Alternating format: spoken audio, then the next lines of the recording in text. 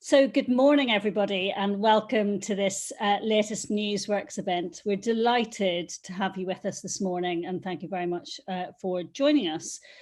So a brief word of introduction. I'm Denise Turner. I'm the Insight Director at Newsworks, which is the trade marketing body for national news brands. I'm delighted to be joined this morning by Peter Field, who is affectionately known as one of the godfathers of effectiveness, but he's been working in effectiveness measurement and some of the challenges around that for a very long time. And of course, neither of us look old enough to have been doing that, but that's where we are.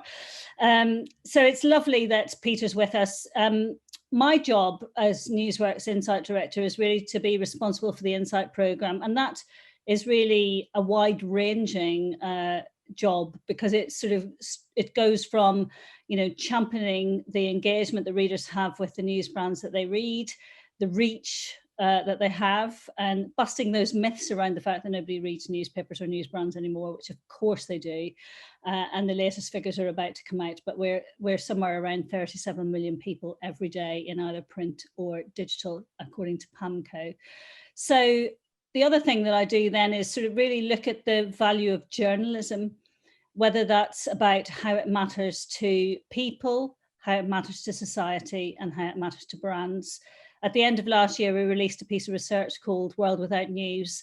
And, 2020 was definitely a world of news, wasn't it?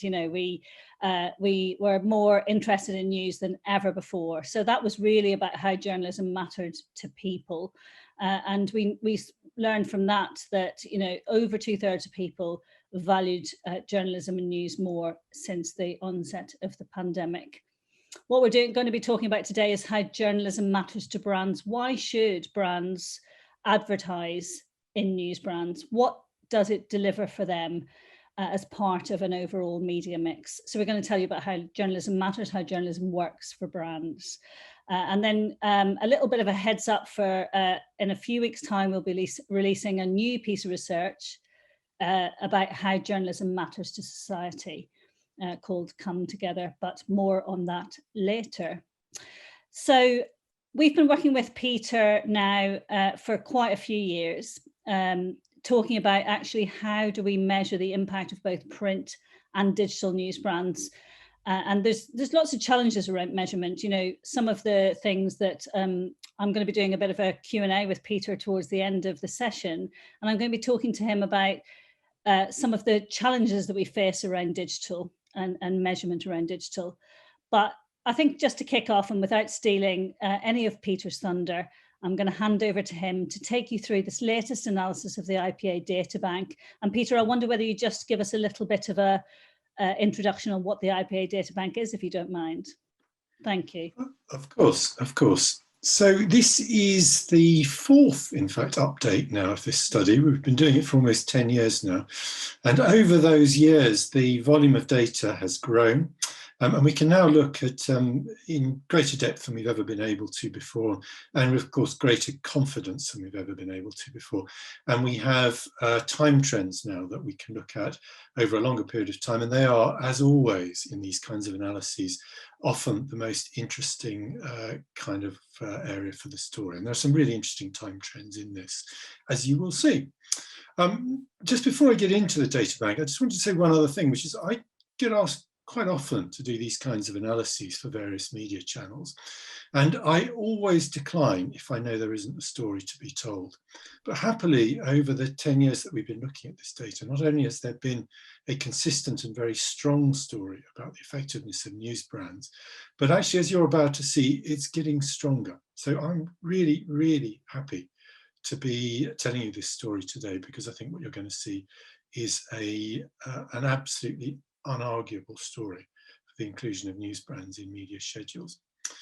So as always, we are using the IPA effectiveness data here from the IPA Effectiveness Databank, and that is the confidential data that is submitted alongside case studies that are entered into the IPA Effectiveness Awards, which runs every 2 years and has been for about 40 years. Here we're just looking at case studies submitted really over the last 10 years, 2012 to 2020, the case study competition years.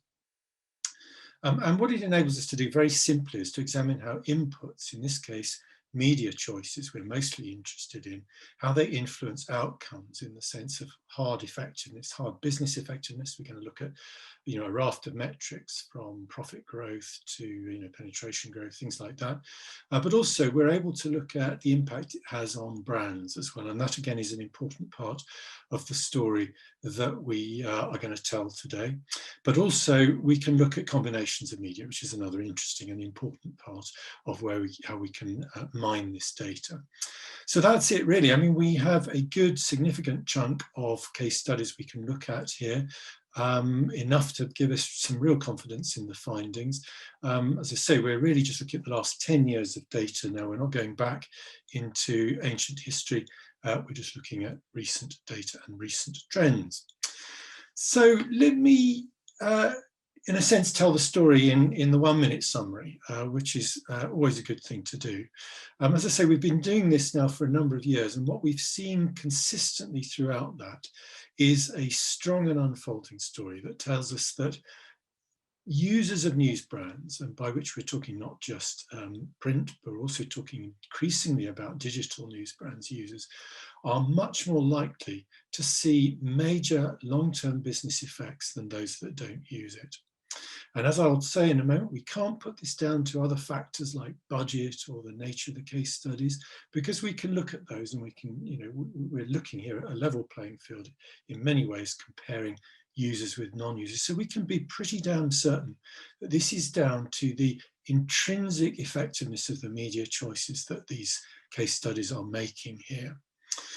So we're going to see that story continuing from previous iterations of this study and strengthening. But this time, for the first time, we can actually lift the hood on why this is the case, because we've got some very interesting trend data going on that is now making it very clear that there are two very particular brand effects that seem to be driving the dramatically resurgent growth of impact of news brands over recent years.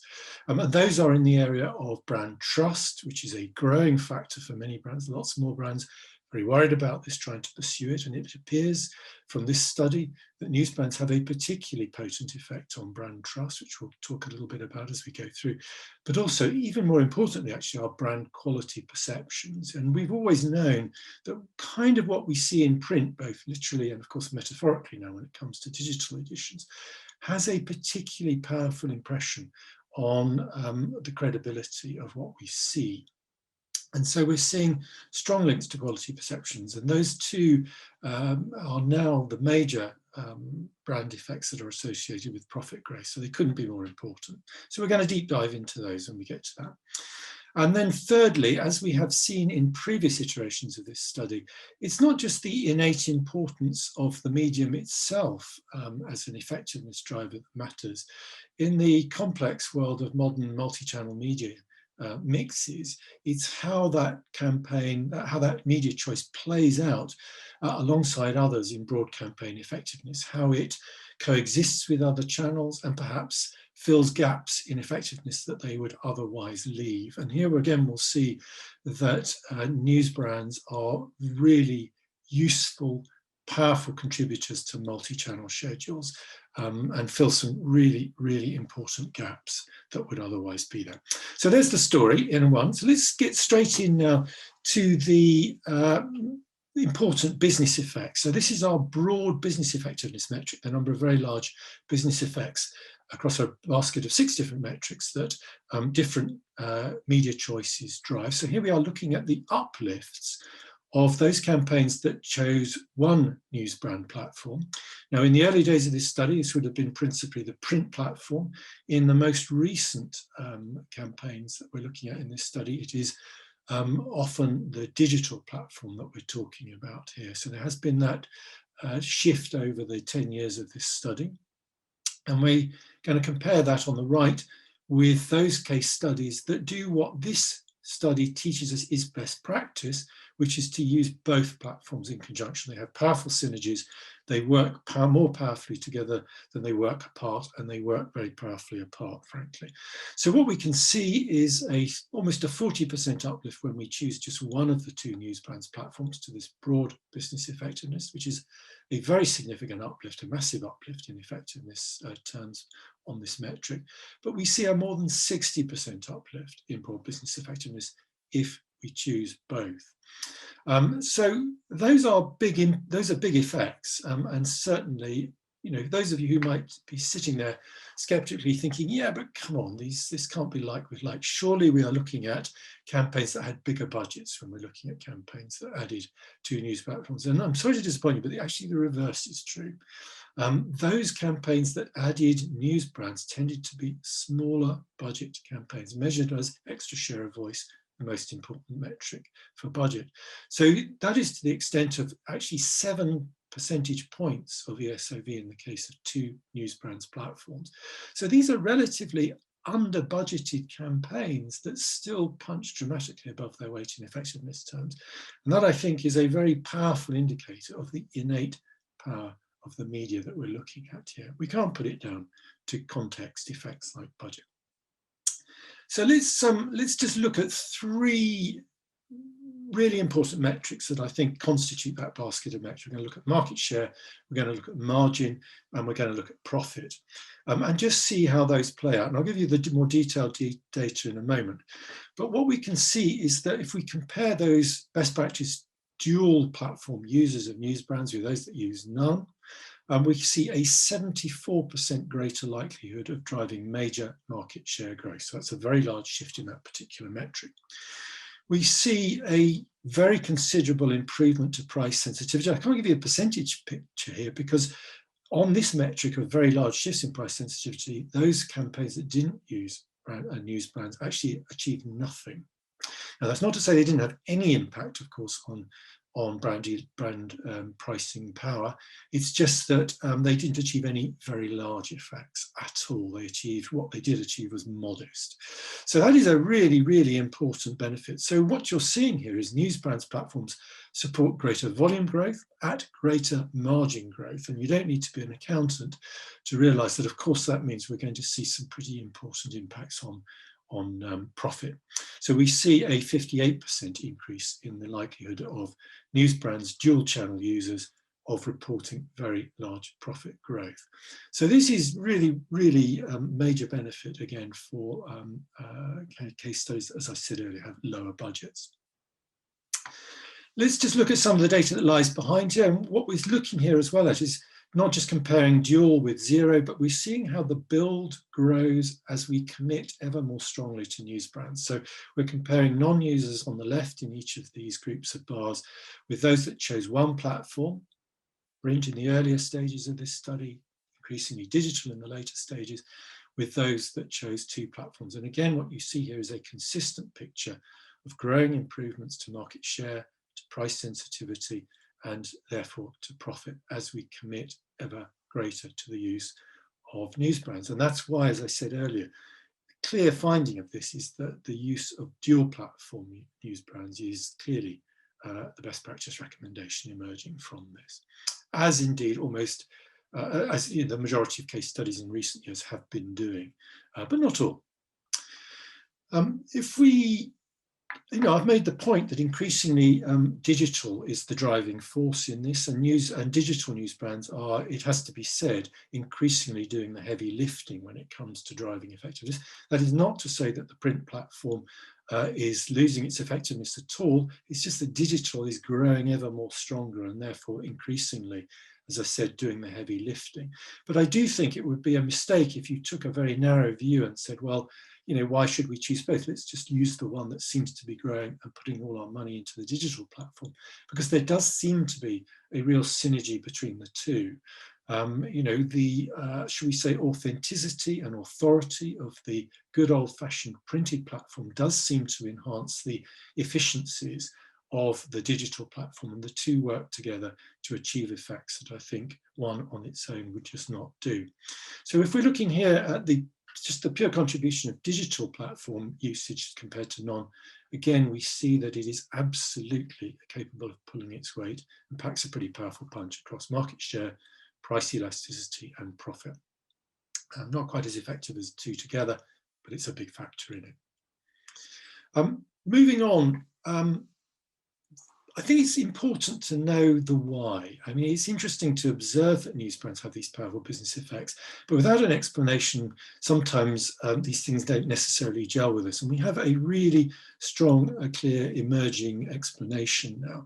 So as I said earlier, I'm going to look at two brand metrics, which are the ones that really stand out as being particular strengths of news brands and particularly strongly linked to the kinds of business effects that we're looking at. And those are brand trust and brand quality.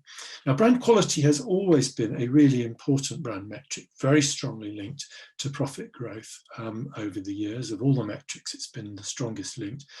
That wasn't always true of brand trust, but brand trust has been gradually nudging its way up the pack of brand metrics and is now in the number 2 spot to brand quality, or esteem as we might call it, as a driver, if you like, of profit. So these are the two most important metrics that we could look at, and they happen to be great strengths of news brands. So let's just have a look at that. And again, we see this very similar pattern where we see that two platform usage outperforms one platform usage across zero platform usage across these two metrics.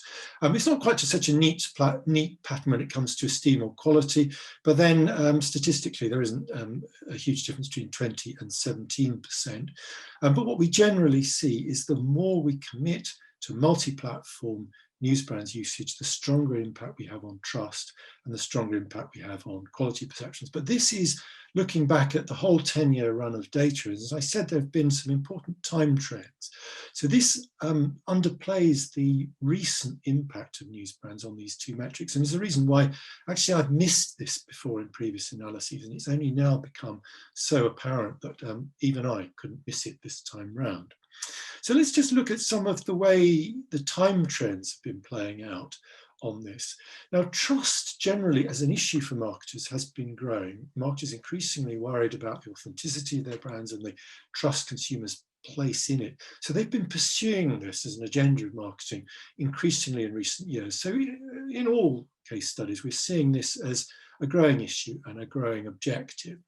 So here we're going to compare non-users of news brands with single platform and 2 platform users, but we're going to look at the time trends and the ability of those different media choices to drive these brand trust effects that we've been I've been arguing are so important, or growing importance.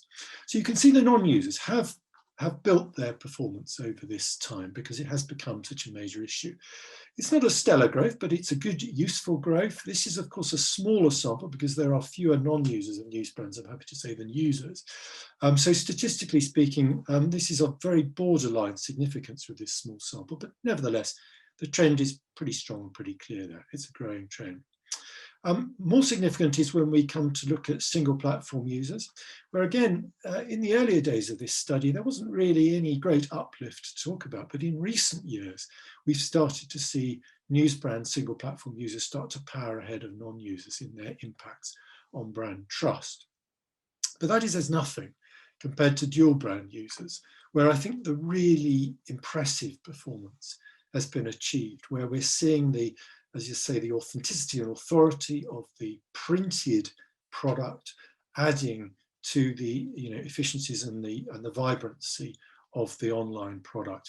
And when you get the two together, we're having completely unmissable impacts on brand trust, and very strongly statistically significant, I would add, for those of you who are into such things. So again, even I couldn't miss it this time round, whereas I had in the past. So this is a very, very strong trend. Quality perceptions, as I've said, are actually slightly more important as a driver of profit growth, often overlooked in marketing, but again, a strength of news brands in general. So same analysis here, we're looking at none versus single versus dual platform users, and we're looking at time trends in brand quality effects. And when we look at non-users, well, there's no real time trend here. Yeah, there's a bit of wobble in the data, as you might expect with this relatively small sample of cases, up and down, but essentially over this 8 to 10 year period, it's a pretty stable performance, as you'd expect for a metric like that. When it comes to single platform users, there is a modest trend in our favour, useful, steady improvement in our impact on quality perceptions. And of course, when it comes to the best practice cases that make dual channel usage, we see some really, really strong uplifts to brand quality perceptions, particularly over the last 2 waves of this study, where these, multiplier effects have really been building.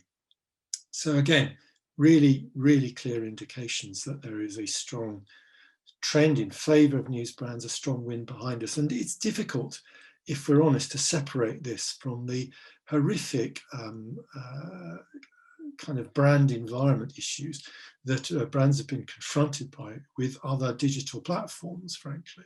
And this trouble that I think brands have in getting themselves noticed and in getting their message taken seriously on so many digital platforms.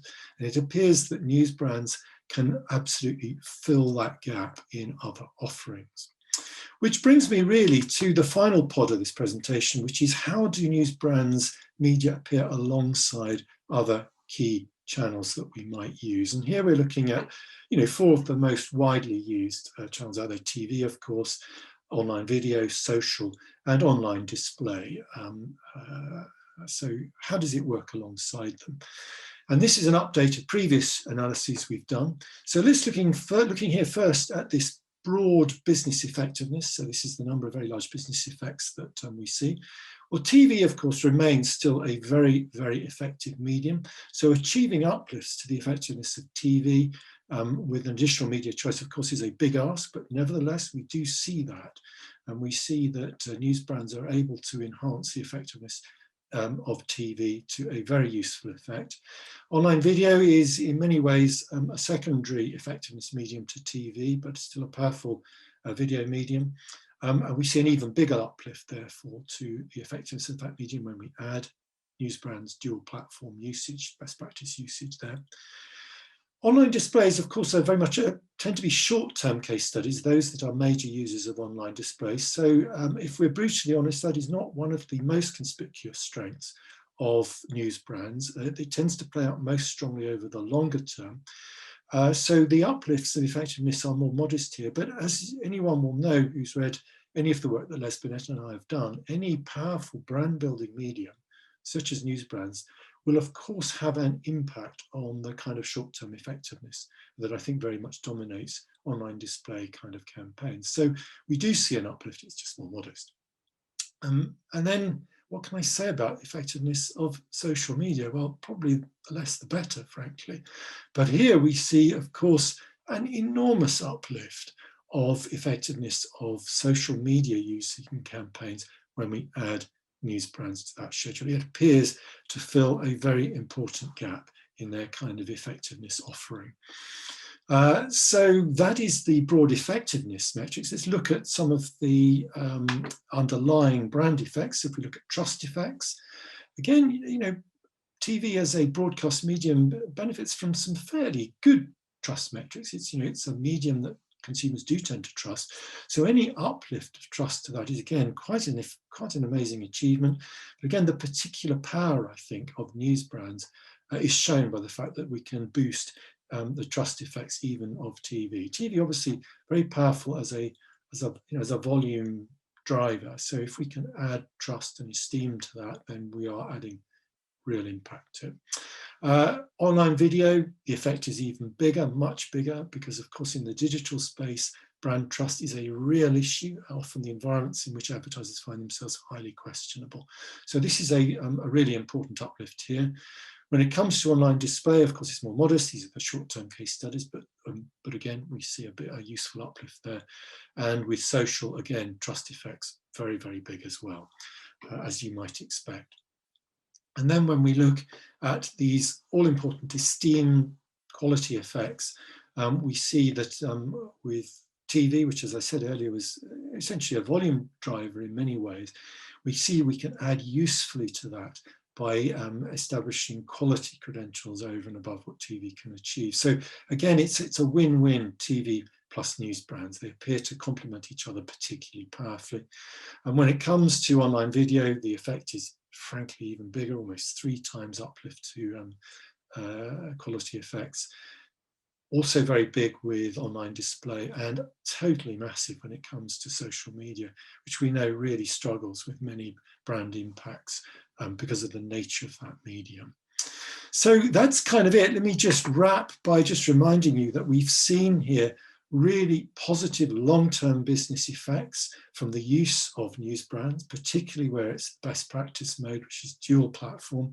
We have a good explanation for that, which is the particularly potent effects those have on brand trust and on brand esteem. And because those are a weakness, particularly of many other digital media out there, and our conspicuous strengths of news brands platforms, what we see is that it gives news brands a particularly powerful role in combination with many other of the key media that form classic multi-channel kind of bedrock media in typical campaigns. It's a really strong story. It's a growing, a story of growing strength. So I urge you to take note of it. Thank you very much. Brilliant. Thank you, Peter. I think we've got, we'll just move into a bit of a Q&A session. So, you know, you've been analysing the IPA Databank for as long as I've known you, actually, and you've done lots of effectiveness analysis over the years. What, I know you've given us some of the story here, but what do you think are the highlights of this piece of analysis that you would sort of really like us to pay attention to? Well, there are lots of highlights in there if you get into the raw data. I mean, I'm obviously very interested in these brand effects that we've just been observing, because I do think these are big issues, and quite rightly so too, for lots of advertisers these days, whose, I think, faith has been shaken in many of the digital platforms out there, and quite rightly so too. So I'm particularly excited that it seems that news brands are able to fill that particular, gap in the armory of many of the other media out there. It couldn't come at a more important time, I think. The fact that we're now seeing this so strongly in the data is, partly a consequence of the growing importance of it as an issue, but also the growing power of news brands themselves to deliver this, because in a beacon of very questionable content environments for advertisers out there, news brands are able to fill a respected, trusted, and often increasingly brand safe environment. It's getting to be a rarer and rarer and more special environment for advertisers simply because of that. So that, I think, is my highlight of it all, really. I think that's really a sort of a point that resonates very strongly with me, because having worked in this sort of environment for sort of the last few years, I think one of the things that struck me is that this analysis reminds us of the importance of context, that where a brand's advertising is seen is vitally important. And I sort of think that that's been forgotten a little bit over the last number of years. I'm probably being too kind to people to say a little bit, but I think a lot, that whether you reach someone on one particularly with digital, I think, but whether you reach someone on one particular site doesn't matter whether you reach them on another site. So what would your advice be to marketers and planners to sort of remind them of the importance of context, and not just on this analysis, but your many years of measuring effectiveness? Well, I think it's a really interesting times for that issue. I mean, there's a lot of talk, of course, at the moment about the demise of third-party cookies. Google obviously going down that route. Facebook, of course, dragging its feet, as it likes to, on these kind of data-led targeting. But I think the reason we have increasingly over the last 10 years or so kind of come to forget about context, very unwisely in my opinion, is because we've been seduced by fancy type targeting that say, well, why does context matter when we can use data to deliver our message to the right eyeballs at the right time? And of course, the demise of third-party cookies means advertisers are going to have to look to other ways to serve their message to the right consumers at the right time. And context is going to become more important as a result of that. And I think the ability of news brands to deliver known contexts and to a large degree, at least some reasonably known kinds of audiences through that, is going to become ever more important. But, you know, context has always been vital. We know it affects the way people respond to advertising.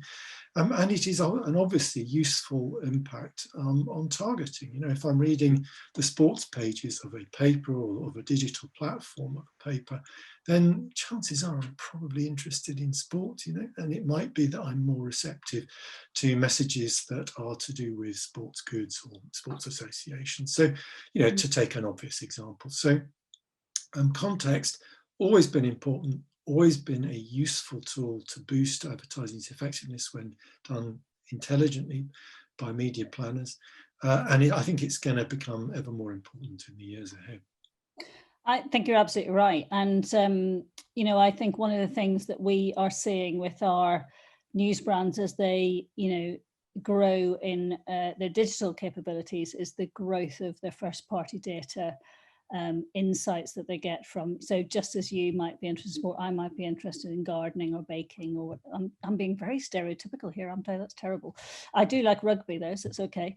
But I think though, you know, it's not just, it's using data in the right way and that context of data in the right way, isn't it? So I just think that where you see an ad is still really important, whether it's in digital or physical or wherever it is, it has an impact. Why would you have different media channels otherwise, I think? And I think one of the things that really struck me, and over the years that we've been doing this, you know, work together, is that the strength of the IPA Databank is that it does allow you to separate out digital news brands from print. And actually a lot of analysis out there doesn't. It uses, you know, digital is this amorphous mass, isn't it? So, and I think the other thing that really struck me from the work that you've shown us today is that the long-term impact of digital news brands, when actually the prevailing wisdom seems to be that digital is all about short-term effects and, you know, just like do something now and, oh, I'll see an ad and I'll go and buy a car or whatever. I mean, that's an extreme example. So, you know, how would you sort of respond to that sort of challenge of short-termism in digital? Well, I think we're turning the corner on this now. I think more and more advertisers now realize that, you know, these very short-term bottom of funnel kinds of tools and thought patterns that have absolutely dominated digital usage, and the kinds of recommendations that have been coming out of the digital ecosystem have been really not very useful. You know, they have undermined the success of marketing investments over many years now, and we need to get back to investment in long-term brand-driven growth. And I think that we've, you know, aside of course from the short-term pressures that have arisen from the pandemic that we find ourselves in, I think that there has been a growing realization that we need to get back to that. And I think this latest revelation from Airbnb, of course, is just the latest step in this. We had Adidas 18 months or 2 years ago, where they realized that an awful lot of their short-term digital spend just simply wasn't driving growth. Airbnb, with their latest revelation, that this enormous investment they've been making in performance marketing, frankly, made no difference to, or very little difference to, the traffic to their site. All illustrates that, you know, businesses around the world, particularly digital businesses, of course, who were more seduced by performance marketing, have dramatically overinvested in short-term performance marketing at the expense of long-term brand building. And I'm sure Airbnb will be an important signal to marketers around the world that they need to think very seriously about getting the balance right. We're not saying short-term doesn't play a role, but it's got to be in balance with long-term. And I think there will be a growing amount of rebalancing going on out there as a result of this. 10 out of 10 to Airbnb for being open and honest about this. I think it really does give important lessons, as that, you know, digital is not just about short term, it's also about long term, but equally other channels are not just about one or the other, it's about the combination of the two. It sort of feels like we're probably teaching Granny to suck eggs a little bit with some of the old fashioned principles, but I think it's sort of, you're right, I think people have been seduced by the fact that the sort of, well, not the fact, but the belief that all digital is equal.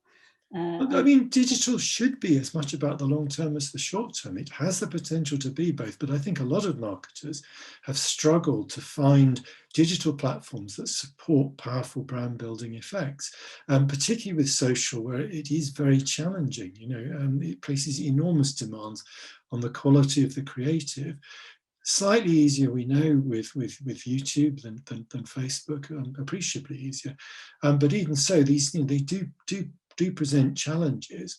So finding a digital platform like Newsbrands, where it is clearly easier to deliver brand effects, particularly these important ones, because of the nature of the audience and the audience engagement in the medium, is, I think, an important demonstration to particularly the digital marketing ecosphere that you can do long term if you make wise digital media choices and if you know how to do it. But you've got to know. Well, exactly. And it's back to those age-old principles of transference of, brand values of the channel or the brand or wherever you're advertising in onto the brand that you're advertising. She says, trying to explain it concisely. No, very true. The medium is the message, as somebody once said. It is an important part. Where I am seen does a lot to either reinforce or undermine the message, depending on whether it's positive or negative. And as we know, there is an awful lot of pretty toxic content out there, in many online environments, and that cannot help advertisers. We know that many sophisticated advertisers have put enormous amounts of effort in recent years to ensuring that they don't appear in those kinds of toxic environments. So, we can be certain that it is a real issue. We talk about it as moving from brand safety to brand suitability. So brand safety is sort of the hygiene factor, and brand suitability is that transference of those values. And I think sometimes we don't go far enough with moving towards brand suitability. So I think just finally, Peter, if I may, just one final question. How should the work that you've shown us today change how people think about news brands as part of the media mix? Well, I mean, the obvious thing is to stop regarding news brands as kind of something of the past, because they quite clearly are not. I mean, this is a strengthening story. So it's clearly something you should think very seriously about in media planning. And in particular, it does appear to have great strengths that complement many of the other, kind of default media choices that are out there, whether it's social or TV or whatever. So it's clearly an important part of a media plan, and often overlooked in recent years, particularly print news brands, I think, have become a kind of rather overlooked Cinderella medium. Clearly, this is crazy. I mean, it has a strong role to play. It can significantly enhance the effectiveness of the schedule that you're buying. And you'd be daft to overlook it, frankly. Brilliant. Thank you, Peter. And I think, it is about sort of challenging those perceptions and busting some of those myths around not just consumption, but also effectiveness. So that's brilliant. And we're going to take our time to digest some of these results, and we're going to go and try and challenge some of those perceptions with people around town and around the country. So thank you so much. Also, big thank you to the IPA, because actually having this data to be able to analyse in this way helps us to tell a story that we wouldn't otherwise be able to tell. So absolutely delighted with that. And, long history of effectiveness from that data from the IPA. So thank you very much. And thank you, Peter. Thank you, everybody, for joining us. You can find more details, plus the charts and notes and detail, because I realise it's quite a lot to take in, but you can find that on the Newsworks website. And Peter and I will be around for a little while now to take any questions. You can ask those in the chat function on the YouTube channel. So please do send your questions in. And if you think of something when you're going to sleep tonight and you've forgotten, then just drop me an email or message me at Newsworks, and we'll be able to, delighted to be able to help you. So thank you very much for joining us. That's been brilliant. Thanks, Peter. My pleasure.